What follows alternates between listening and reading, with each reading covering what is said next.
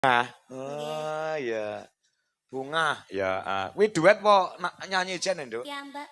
Iya, Mbak. Wah, Nggih. dah. Ya, Itu so saged digamelanggam. saged. Nggih. Jajal aku tak pengen krungu ya. Jajal karyamu tak pengen krungu aku. Isin kula Pak welek. Lah, karya ki ora apik Oh elek. niku diupload mawon kula isin kok. Lah nyapa? Mboten kula share. Weh, sakniki nggih mboten usah diupload. Aku tak pengen krungu karyamu kaya ngopo, ngono lho. Pelok Pak Slendro. Ketingale pelok. Oh, larasnya petot. Pelok kok petot. Pelok kok petot. Bagongnya omong, nggak luwe omong gampang kleru itu. Alah. Kowe mau ora ngetok-ngetoki dikeki daharan karo penjane Pak Suhadi. Wah, jangan sop. Wah, tempe, terus apa kayak mau urang. Weh, luar biasa. Matur suwun Mas Suhadi. Mugi berkah dumateng panjenengan sak keluarga. Nggih. Amin. Ya, langgam nduk jajal sak langgam kok gen ditutne karo mas-mas Dwijo Laras Indonesia. Tak pengen krungu Bapak. Ya, coba buka celuk. Ayo, kanca-kanca konsentrasi. Walaupun baru pertama kali, ning tak kira kanca-kanca iso. Ndak iso lagu Ngawi Rama. Oh, kayak mergo nek mondol kok. Nek mondol mbuh nek ngene. Nyoba slendro Mas. Oh, slendro. Nggih nek pelok kok dhuwuren ketingale. Oh, ngoten. Ya, slendro Mas ya kok. Oke nek slendro kendean berarti kok pindah pelok neh ngono. Oh iya, ora apa-apa, bebas. Dijajal Dijajal boleh, heeh. Disalahne. Ora nek sing nyalahne kowe. Mulai nyalahne kowe tak gelute. Nah, ya. Nek gamelane entuk dijajal, nek uang ra entuk terus. Oh iya, heeh. Uang kok dijajali. Ayo jajal. Ya. Saestu niki, Pak. Tenan, aku pengen krungu tenan. Nah, ya coba. Nyada aku ngalem maning aku tresnaku ning kowe rasamu tak eling janji-janjiku mong kanggo sliramu dowong bagus jantong hatiku waktu-waktu kang mesti saksi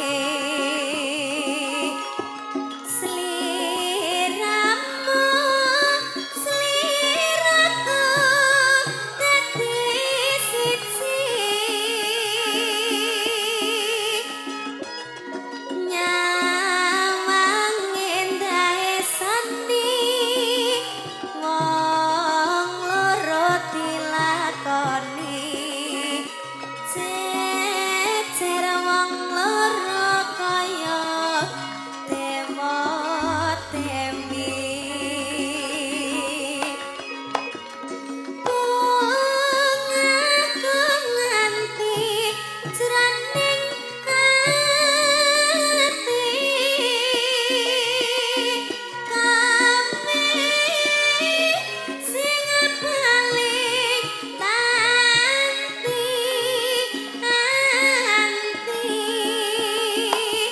rino kelawan wangi dongaku mong siji duh Gusti mugi saged tekan pati.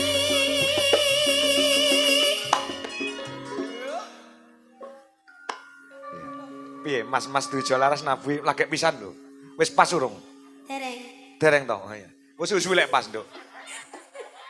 Wis suwi lek pas. Cacah lek pertama pancen rada ngawur-ngawur piye ngono dadi. Lek suwi lek ping pindho ping telu lek pas karepe dhewe. Nah, iki nggone. Tapi niki pun radi menyatu loh. Menyatu lah nggih. Nggih. Heeh. Sudah bisa mengikuti. Ada chemistry ya? Iya. Iya. Ini lagunya juga itu ada chemistry-nya, Pak. Menceritakan tentang seorang seniman dengan seniman terus melakukan Saya tahu seniman karo seniwati ngono to. nggih. Heeh, seniman karo seniman lanang usul lanang no. Maksudnya seniman karo seniwati. Nggih. Heeh. Seniman kali seniwati. Heeh. Mungkin terus